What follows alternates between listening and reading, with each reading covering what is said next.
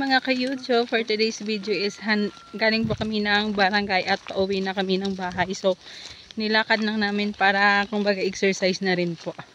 Pampatanggal ng pots. Charot. Hi! Ay! Hi Anay! Hi! RJ! Yan po yung mga kasama ko galing sa barangay. Yung isa po is yung anak ko. Tapos yung isa is pinsan ko po yung maliit. Yung malaki po is yun yung panganay ko. Hi! Sana po mag-enjoy kayo sa view. Isasama ko kayo sa pauwi sa bahay namin. Sana po ma-enjoy nyo po yung view.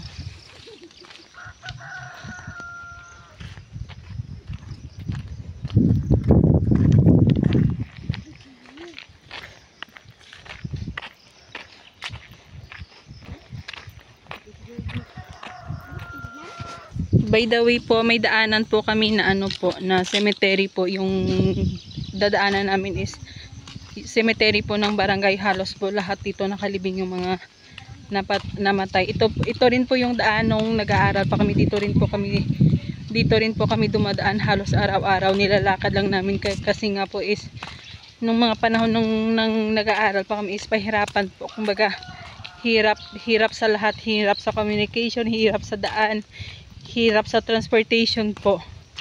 Kaya yun po is nilalakad namin. Yung pinaka shortcut namin dati po is doon po sa may palayan. Ayun po.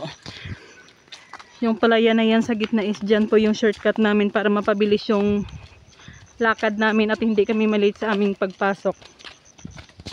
So ngayon po is simentado na po yung daan namin mula barangay hanggang papunta doon sa amin. So huwag kayong mag-aalala at isasama ko kayo sa pag-uwi namin galing sa barangay. It's 4:15 in the afternoon po.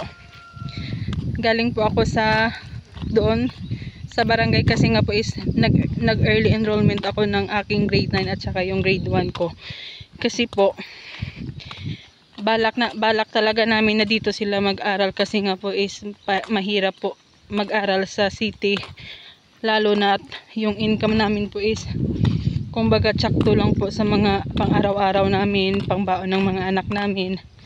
At kung ano-ano pa pong emergency po na pangangailangan yun po. Kaya nakapag-decide po kami na mag-transfer na lang sila dito. Habang kami mag-asawa ay doon nagtatrabaho at papadalhan na lang namin at uuwian din. Ay, ito na po yung pinsan kong pogi. Ayan po yung pinsan kong pogi. Bye! Yun po yung pinsan. Yung anak pala ng pinsan kong pogi. Siya yung taga sundo namin pag umuwi kami dito sa province po. Siya yung maaasahan ko sa lahat ng bagay. So ayan po is malapit na po tayo sa sementeryo. Ito po yung daanan namin. Malapit sa sementeryo. Yan po. So, keep on watching lang po para makita nyo po kung ano yung mga tanawin dito habang papauwi kami. Yung mga kasama ko po is naunan, ayun sila. Bakit po naisipan naming maglakad is para na rin po ma-exercise yung mga katawan namin kasi nga po sa city hindi kami pinagpapawisan kasi nga po pag yung mga gawa namin doon is trabaho, tapos pagising is tanghali na, kaya hindi na masyado makapagpawis, tapos pasok na ulit sa trabaho. Yun po yung kadalasan gawain namin doon, kaya po lalo tayong tumataba. Charot. So andito na po tayo ngayon sa cemetery. Yun po yung cemetery dito sa amin. Bundok kumbaga pa is nakabundok yung mga cemetery dito. Ito yung bagong cemetery na pinaglalaanan ng mga nanamatay kasi merong isang cemetery doon po sa kabilang bundok na yung kumbaga luma na yung dati pa. Tapos yung iba dito na pinalibing kasi nga po is doon marami na. Kaya dito na lang po sa bago pinapalagay yung mga bagong mga namamatay.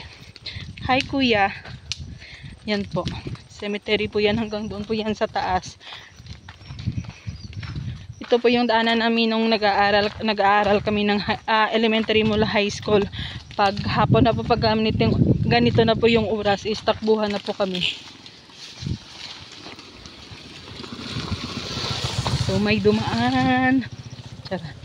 Pag ganito pong oras noon, yung kapanahunan namin is ano po, takbuhan kami lahat, halos lahat kami dito pag dumadaan is takbuhan, lalo pa yung may tumutunog na ano yun na ano, hindi ko alam kung ibon ba yun or something ano, basta pag may tumunog na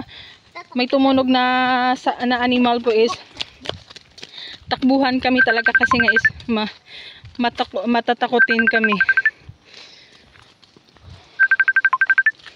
Yan po yung cemetery po. Ito po yung mga cemetery dito. Tapos yung katapat ng cemetery po, ito yung daan po namin. Tapos yung katapat ng cemetery po is tubuhan po. Tapos palayan. Ito po yung sinasabi kong pinaka-shortcut namin noon. Ito yung palayan dyan. Yan po yung pinaka-shortcut namin noon pag dumaan kami. Tapos pag late na po, dyan kami dumadaan. Tapos pag wala kaming kasama dumaan dito, na kami lang is doon kami dumadaan sa gitna ng palayan. Kasi nga po is matakutin kami dito nung hindi pa kami masyado ano sa mga ganito po. Tapos ito, handito na po tayo ngayon sa unang sementeryo. Bundok din po yan. Hanggang doon yan sa taas. Yung mga lolo po namin andyan nakalagay dyan, nakalibing po sa taas na yan. So keep on watching lang po. Samahan niyo akong pauwi. So ayan po, mga libing po yan. Andyan po yung mga lulo po namin andun po. Doon sa may puno ng ano ba yun? Kalatsutsing, bulak ng kalatsutsi andun po. Sa may kawayan po ba yan? Yan po yung doon sa itaas po, sa malapit sa niyog. Diyan po nakalibing yung mga lolo namin. Hi lolo, bye po. Daan lang kami. Tapos may ano dito po, may gulayan. It's ampalaya po. Yan po ampalaya, gulayan ampalaya. So, yun lang po muna sa ngayon kasi po is nakakapagod mag-video habang naglalakad. Thank you for watching. Bye!